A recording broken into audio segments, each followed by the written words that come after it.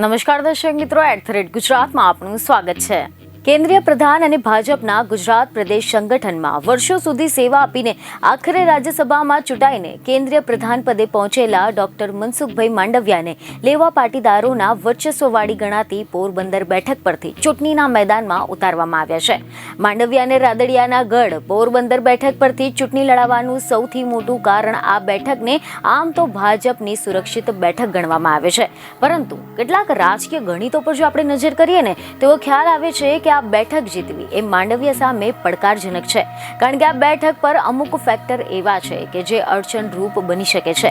હવે જો આપણે આના સમીકરણો સમજીએ તો મીડિયા રિપોર્ટ અનુસાર એવી માહિતી મળી રહી છે કે રાજકીય વર્તુળોમાં હાલ એવી ચર્ચા થઈ રહી છે કે મનસુખ માંડવિયાએ પોતાનું કદ જાળવી રાખવા માટે માત્ર જીત જ નહીં પરંતુ મોટી જીત હાંસલ કરવી પડશે। પોરબંદર ઉપરાંત માંડવિયા પાસે અમરેલી અને રાજકોટ બેઠકનો પણ વિકલ્પ હતો, પરંતુ અમરેલીમાં સ્થાનિકને તક આપવાના કારણે અને રાજકોટમાં રૂપાલાને ટિકિટ મળવાને કારણે માંડવિયાને ટિકિટ આપવી પડે તેવી ચર્ચાઓ ચાલી રહી હતી અને તાજેતરમાં જ કોંગ્રેસ છોડીને ભાજપમાં જોડાયેલા અર્જુન મોઢવાડિયાની એન્ટ્રીને પણ આ ચૂંટણી કનેક્શન સાથે જોડવામાં આવી રહી છે।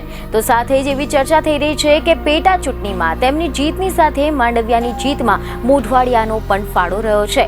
જો ભાજપને મહેર સમાજનો મત મળશે તો માંડવિયાનો માર્ગ સરળ બની જશે, પરંતુ તેઓ ઇચ્છિત માર્જિનથી જીતી પણ શકે છે। પોરબંદરમાં બહારના વ્યક્તિના ટેગનો સામનો કરી રહેલા માંડવિયા માટે પણ રાદડિયા પરિબળ મહત્વનું માનવામાં આવે છે, કારણ કે 2019ની લોકસભાની ચૂંટણીમાં ભાજપે આ સીટ પર 2.29 લાખની મતોથી જીત મેળવી હતી।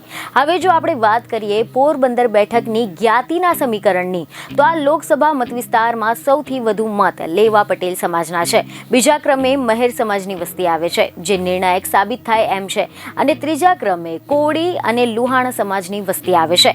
માંડવિયા પર બહારના ઉમેદવાર હોવાનો ટેગ છે અને સ્થાનિક નેતાઓનો ટેકો જરૂરી છે। વડિયામાં પોરબંદર લોકસભા બેઠક એવી છે કે જ્યાં ભાજપનું સંપૂર્ણ શાસન નથી। આ બેઠક પરથી કોંગ્રેસના નેતા વિઠ્ઠલભાઈ રાદડિયાએ 2009માં ભાજપને હરાવ્યા હતા, જો કે એના બાદમાં તેઓ ભાજપમાં જોડાઈ ગયા હતા। રાદડિયા આ બેઠક પર સતત 3 વખત જીતતા આવ્યા છે।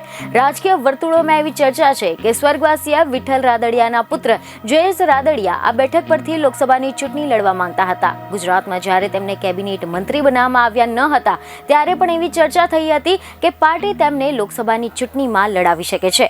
આવી સ્થિતિમાં એવું કહેવામાં આવી રહ્યું છે કે ન તો તેમને મંત્રી પદ મળ્યું કે ન તો લોકસભા ચૂંટણી લડવાની તક મળી। ત્યારે આવી સ્થિતિમાં જયેશ રાદડિયા નારાજગી નહીં બતાવે। પોરબંદરની સીટ પર રાદડિયા પરિવારનો ઘણો બધો પ્રભાવ રહ્યો છે।